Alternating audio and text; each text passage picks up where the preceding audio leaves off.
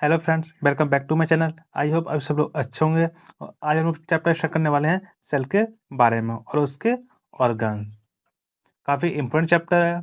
इससे पहले हम लोग यूरिनरी सिस्टम के बारे में, डाइजेस्टिव सिस्टम के बारे में और रेस्पिरेटरी सिस्टम के बारे में पढ़ चुके हैं। जिसने बॉडी वीडियो वॉच नहीं की है जाके वॉच कर सकता है, उसकी चैनल पर प्लेलिस्ट बनी हुई है। और आज हम लोग पढ़ने वाले हैं सेल के बारे में। इससे पहले जिसने अभी तक हमारे चैनल को सब्सक्राइब नहीं किया, इस चैनल को सब्सक्राइब जरूर कर लें। और जो हमारे टेलीग्राम ग्रुप से जुड़ना चाहता है तो उसके लिंक मैंने डिस्क्रिप्शन में दे दी है, जाके ज्वाइन कर सकता है। चलिए वीडियो को स्टार्ट करते हैं। सेल को स्ट्रक्चर और फंक्शनल यूनिट ऑफ बॉडी कहा जाता है, क्योंकि हमारी बॉडी बहुत से छोटे छोटे सेलों से मिलकर बनी होती है और हमारी बॉडी के सभी काम इन छोटे छोटे सेलों से मिलकर सेल के द्वारा किए जाते हैं। सेल हमारी बॉडी का स्ट्रक्चर ढांचा इस प्रकार बनाता है। सेल क्या है? सेल हमारी बॉडी की फंक्शनल एंड स्ट्रक्चर यूनिट होती है। सेल क्या है? हर ऑर्गन एक सेल से मिलकर बना होता है। जो टिश्यू होता है वो क्या होता है? वो सेलों का एक ग्रुप होता है। सेलों से मिलकर क्या बना होता है? सेलों से मिलकर बना होता है एक टिश्यू, और टिश्यू से मिलकर क्या बना होता है? ऑर्गन। ऑर्गन से मिलकर ऑर्गन सिस्टम। ऑर्गन सिस्टम के बाद ऑर्गेनिज्म मिलकर बना होता है। उसके बाद अपनी ह्यूमन बॉडी। इस तरह से ये वर्क करता है। इसकी खोज किसने की थी? तो उसकी खोज की थी, सेल की खोज किसने की थी? तो रॉबर्ट हुक ने की थी। चलिए आगे देखते हैं। बहुत से सेल मिलकर टिश्यू बनाते हैं और बहुत से टिश्यू मिलकर एक ऑर्गन जैसे हार्ट, लंग्स, किडनी, ब्रेन बनाते हैं। और बहुत से ऑर्गन मिलकर ऑर्गन सिस्टम बनाते हैं, जैसे कि किडनी, यूट्रस, यूरिनरी ब्लैडर और यूट्रस मिलकर एक यूरिनरी सिस्टम बनता है। रॉबर्ट हुक ने 1665 ईस्वी में पहली बार सेल वर्ड को इस्तेमाल किया था। सेल का आकार सबसे छोटा 6 माइक्रोन होता है और सबसे बड़ा 80 यूएम होता है। क्या होता है? जो सेल सेल से मिलकर क्या बना होता है? तो सेलों से मिलकर क्या बना होता है? एक टिश्यू बना होता है। और टिश्यू से मिलकर क्या बना होता है? एक ऑर्गन बना होता है। और ऑर्गन से मिलकर क्या बना होता है? एक ऑर्गन सिस्टम बना होता है। और ऑर्गन सिस्टम मिलकर हमारी ह्यूमन बॉडी बनी होती है। और सेल की खोज किसने की थी? मैंने आपको जैसे बताया, तो सेल की खोज की थी रॉबर्ट हुक ने 1665 ईस्वी में। अब बात करते हैं सेल को कितने पार्ट में डिवाइड किया गया है। तो सेल को बेसिकली दो पार्ट में डिवाइड किया गया है। कौन कौन सा? एक सेल मेम्ब्रेन, जिसे प्लाज्मा मेम्ब्रेन के नाम से भी जाना जाता है, और दूसरा प्रोटोप्लाज्म। इनको नंबर नंबर से देख लेते हैं। सबसे पहले बात करते हैं प्लाज्मा मेम्ब्रेन, जिसे सेल मेम्ब्रेन भी कहा जाता है।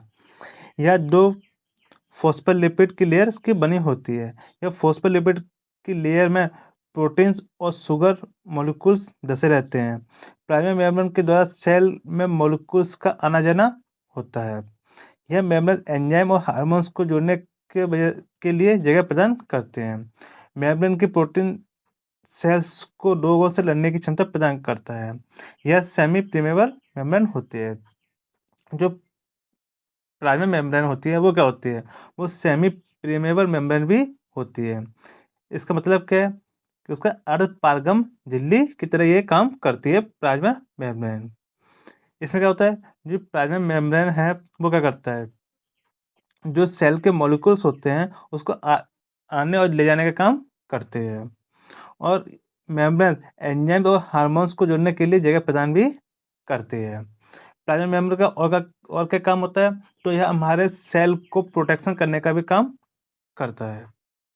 और हमारे जो प्रोटीन है, एंजाइम है, उनको अंदर लाने का काम करता है और वेस्ट प्रोडक्ट को बाहर निकालने का भी काम करता है। इसलिए इसे सेमी परमेबल मेम्ब्रेन के नाम से भी जानते हैं। यह इसका वर्क है। अर्धपारगम झिल्ली की तरह ये काम करते हैं। अब बात करते हैं प्रोटोप्लाज्म की। तो प्रोटोप्लाज्म को दो पार्ट में डिवाइड किया गया है। कौन कौन सा? एक न्यूक्लियस और एक साइटोप्लाज्म। तो हम इनको नंबर नंबर से देख लेते हैं।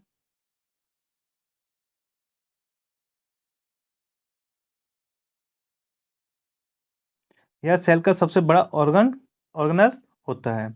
इसे सेल की लाइफ कहा जाता है। हमारे शरीर में मैच्योर रेड ब्लड सेल को छोड़कर बाकी सभी सेल में न्यूक्लियस पाया जाता है।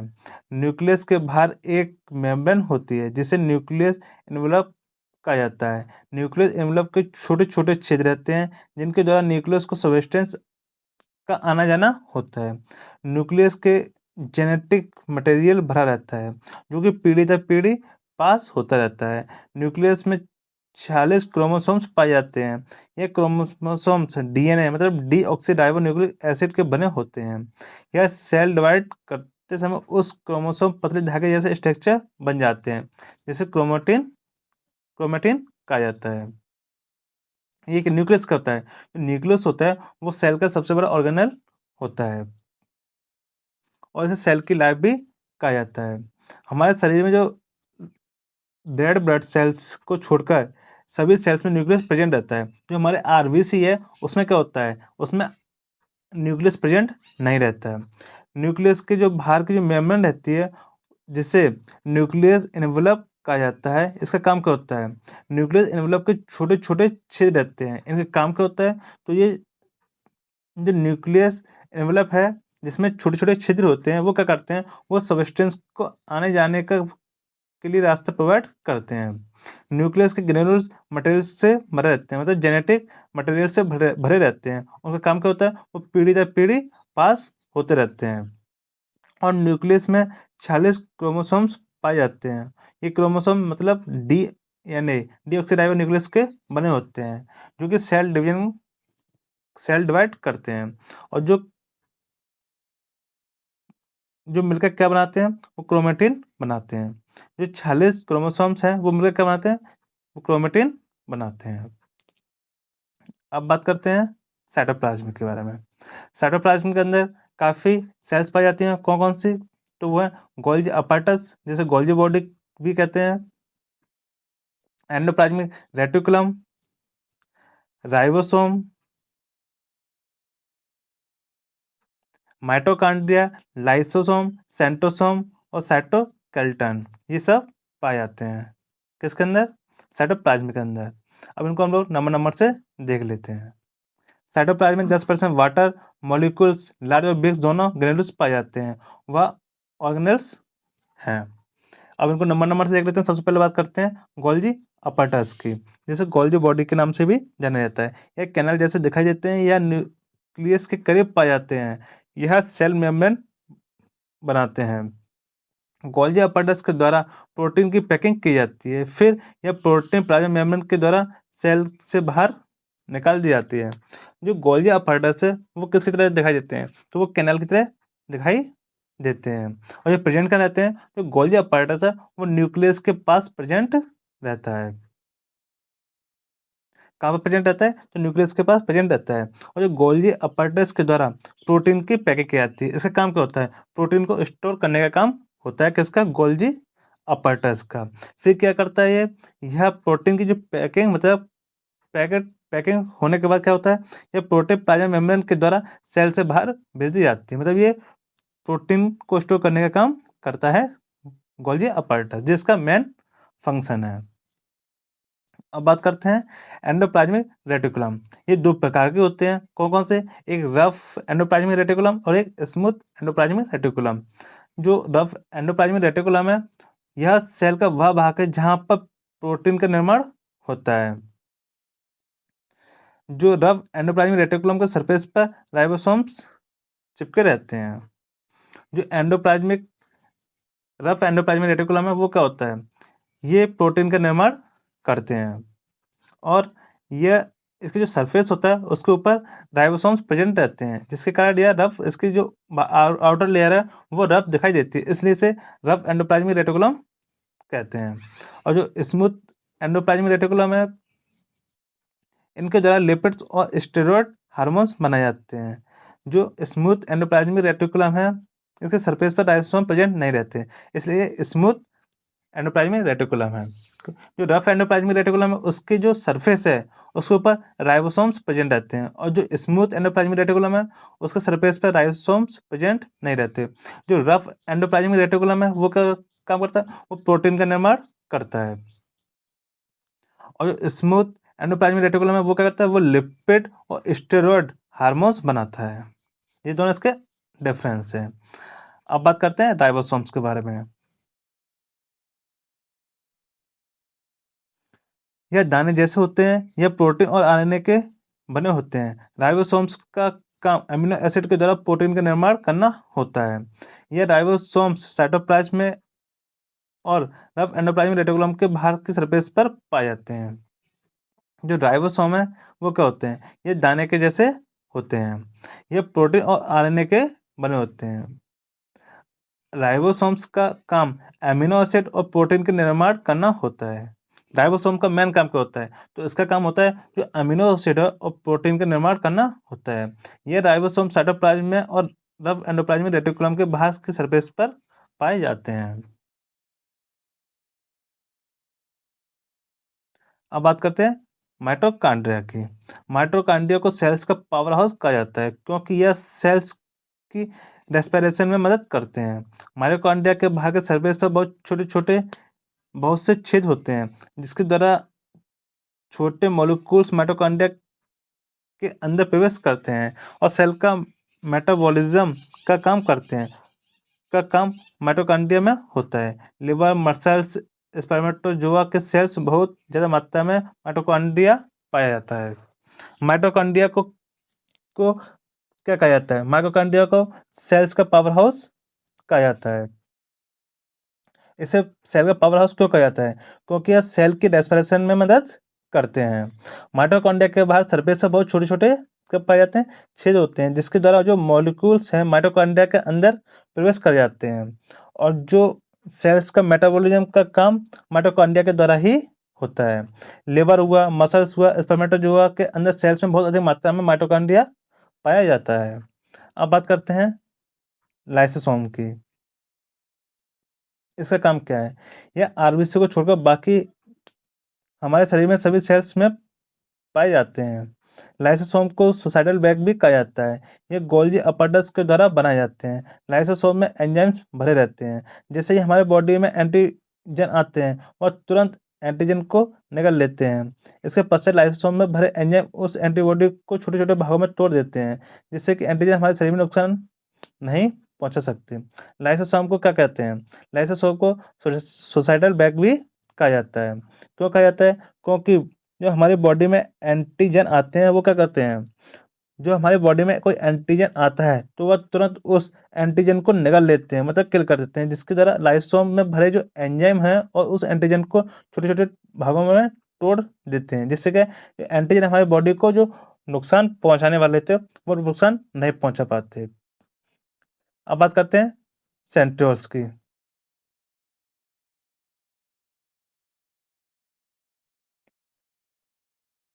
यह बहुत पतले ट्यूब के आकार के होते हैं। हर एक सेल में 2 सेंट्रियोल्स पाए जाते हैं। यह सिर्फ सेल डिवीजन के समय दिखाई देते हैं। सेंट्रियोल्स का काम सेल डिवीजन के दौरान स्पिंडल का उत्पादन करना होता है। सेंट्रोसोम का मेन काम क्या होता है? सेंट्रियोल्स का मेन काम होता है सेल डिवीजन में काम करना। इसका काम होता है यह हमेशा सेल डिवीजन के टाइम पर ही दिखाई देते हैं और सेल डिवीजन होने के बाद ये स्पिंडल का उत्पादन करते हैं। और इसका शेप किस टाइप का होता है? ये ट्यूब किस टाइप शेप के होते हैं। अब बात करते हैं साइटोस्केलेटन की। यह फाइब्रस के बने होते हैं। यह सेल को निर्धारित आकार देते हैं। यह सेल को एक स्थान से दूसरे स्थान तक ले जाने में मदद करते हैं। यह निम्न स्ट्रक्चर से मिलकर बने होते हैं। कौन-कौन से? सिलिया और फ्लैगेला। जो साइटोस्केलेटन है, ये क्या होते हैं? ये क्या होते हैं? ये फाइब्रस के जो धागे के बने होते हैं। इसका काम क्या होता है? यह सेल को एक स्थान से दूसरे स्थान तक ले जाने में मदद करते हैं और यह सेल को एक निर्धारित शेप देने का काम भी करते हैं। माइक्रोफिलामेंट यह सेल को शेप देता है और कॉन्ट्रैक्शन करने में मदद करता है। और माइक्रोट्यूब है, वो क्या करते हैं? यह सेल के भीतर मूवमेंट करवाता है, जैसे कि सेल डिवीजन के समय क्रोमोसोम्स की मूवमेंट और सेल के ऑर्गेनेल्स की मूवमेंट। जो माइक्रोफिलामेंट है, इसका काम क्या होता है? यह सेल को शेप देता है और कॉन्ट्रैक्शन करने में मदद करता है। और जो माइक्रोट्यूबुलस है, इसका काम क्या होता है? यह सेल के भीतर मूवमेंट करवाता है। कौन कौन से मूवमेंट? जब सेल डिवीजन के समय क्रोमोसोम्स की मूवमेंट करवाता है और सेल के ऑर्गेनेल्स की मूवमेंट करवाता है। अब बात करते हैं रिप्रोडक्शन ऑफ सेल। सेल का रिप्रोडक्शन कैसे होता है? सेल का काम निरंतर सिर्फ साइज के बनना ही नहीं होता, परंतु एक समय ऐसा आता है जब सेल दो सेलों में विभाजित हो जाता है। इस प्रक्रिया में सेल डिवीजन या रिप्रोडक्शन कहते हैं। सेल डिवीजन दो टाइप से होते हैं। सेल क्या होता है? जो सेल का जो साइज साइज ही नहीं पड़ता, बल्कि उसके साथ साथ उसका सेल डिवीजन भी होता है। जो सेल है, सेल का साइज के बढ़ने के साथ साथ उसका सेल डिवीजन भी होता है। और यह प्रोसेस कितने टाइप में होता है? यह जो सेल डिवीजन है वो टू टाइप से होता है, एक माइटोसिस और एक मियोसिस। जो माइटोसिस हमारे शरीर के सभी सेल में पाई जाती है, और जो मियोसिस है वो सेक्स ऑर्गन जैसे ओवरी और टेस्टिस में ही पाई जाती है। सेल डिवीजन कितने टाइप से होता है? तो वो टू टाइप से होता है। कौन कौन सा? एक माइटोसिस और एक मियोसिस। जो माइटोसिस है वो हमारे बॉडी के सभी सेल्स में पाई जाती है, और जो मियोसिस है वो कहाँ पाई जाती है? जो वो सेक्स ऑर्गन में पाई जाती है, ओनली ओवरीज और टेस्टिस में। ये वहाँ पर सेल डिवीजन होता है मियोसिस का। आप स्ट्रक्चर में देख सकते हैं, पहले क्या था?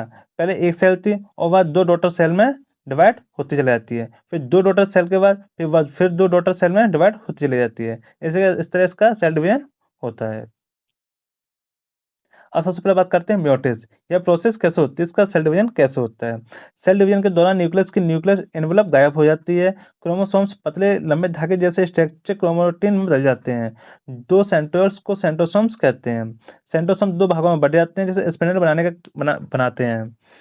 सेंट्रियोल्स एक दूसरे से दूर जाने लगते हैं या सेंट्रियोल्स पोल्स बनाने लगते हैं। इसके बाद सेंट्रोसोम्स हर एक एंट्रियोल्स की ओर आधे आधे जाने लगते हैं। इस उपरांत न्यूक्लियस दो भागों में बट जाता है। आखिर में सेल्स का प्रोटोप्लाज्म सिकुड़ने लगता है और दो नए सेल तैयार हो जाते हैं। इस प्रकार सेल के दो सेल बन जाते हैं, और म्यूटेट सेल डिवीजन में एक सेल के दो सेल बनते हैं।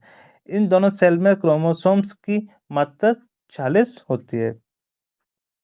इसमें क्या होता है? जो इसमें सेल डिवीजन के दौरान क्या होता है? जो न्यूक्लियस का जो एनवेलप है वो गायब होने लग जाता है, और जो सेल होता है, सेल के अंदर क्या प्रेजेंट रहता है? साइटोप्लाज्म प्रेजेंट रहता है। और साइटोप्लाज्म क्या होता है? दो भागों में बट जाता है, और बटने के बाद वो क्या बनाता है? एक स्प्लेंडर बनाता है। स्प्लेंडर बनाने के बाद क्या होता है? जो न्यूक्लियस होता है वो भी दो भागों में डिवाइड हो जाता है। दो भागों में डिवाइड हो जाता है। जैसे क्या होता है? जो एक सेल थी वो दो टोटल सेल में डिवाइड हो जाती है। और ये कितने फेज में होता है? ये 4 फेज में होता है। इसके फेज भी पढ़ लेते हैं हम लोग, को कैसे फेज है तब आपको अच्छे से समझ में आएगा। सबसे पहले बात करें फेज ऑफ माइटोसिस। माइटोसिस के कौन कौन से फेज होते हैं? सबसे पहला फेज होता है प्रोफेज। इसमें क्या होता है? इस फेज में क्रोमोसोम्स अच्छी तरह से दिखाई देने लगते हैं, और क्रोमोसोम्स की मात्रा डबल होने लगती है, और यह दोनों क्रोमेटिड में बदल जाते हैं। स्पिंडल फाइब्रस बनने लगते हैं। न्यूक्लियर एनवेलप गायब होने लगता है। जैसा कि मैंने आपको बताया था अभी, जो सेल डिवीजन होता है उसका फर्स्ट फेज क्या होता है? तो सब पहला फेज होता है उसे कहते हैं प्रोफेज कहते हैं। इसमें क्या होता है?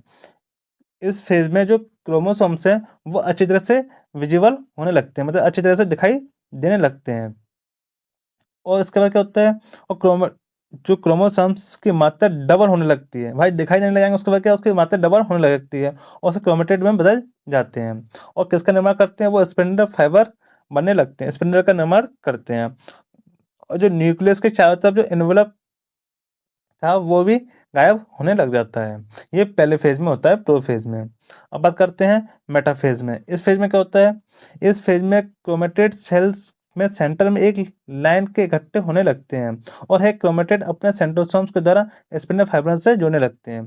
जो मेटाफेज होता है इसमें क्या होता है? इस फेज में जो क्रोमेटिन सेल के सेंटर में एक लाइन में इकट्ठे होने लगते हैं, और क्रोमेटिन अपने सेंट्रोसोम्स के द्वारा स्पिंडल जो फाइबर बना था पहले फेज में वो क्या होता है? वो एक दूसरे से जुड़ने लग जाते हैं। अब बात करते हैं नेक्स्ट फेज की, एनाफेज। इसमें क्या होता है?